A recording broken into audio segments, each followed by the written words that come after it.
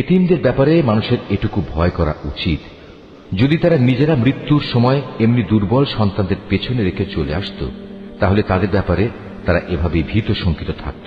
অতএব তাদের ব্যাপারে আল্লাহকে ভয় করে চলা এবং এদের সাথে হামেশাই ন্যায় ইনসাফের কথাবার্তা বলা উচিত। যারা অন্যায়ভাবে এতিমদের মাল সম্পদ ভক্ষণ করে, তারা যেন আগুন দিয়ে নিজেদের পেট ভর্তি করে। অচিরেই এই লোকগুলো জাহান্নামের আগুনে জ্বলতে থাকবে।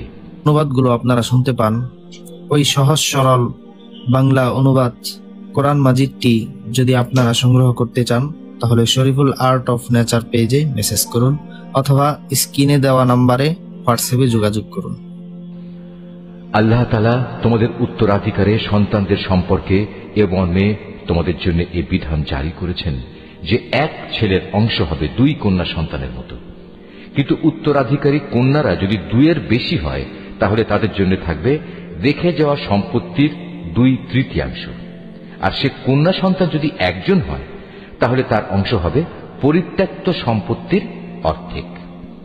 মৃত ব্যক্তির সন্তান থাকলে তার পিতামাতা প্রত্যেকের জন্য থাকবে সে সম্পদের 6/1 অপরদিকে মৃত ব্যক্তির যদি কোনো সন্তান না থাকে এবং পিতামাতাই যদি হয় তার একমাত্র উত্তরাধিকারী, তাহলে তার মায়ের অংশ হবে 3/1।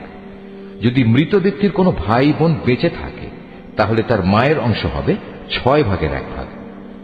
মৃত্যুর আগে সে যে ওসিয়ত করে গেছে এবং তার রেখে যাওয়া ঋণ আদায় করে দেওয়ার পরেই কিন্তু এই সব ভাগ বাটোয়ারা করতে হবে।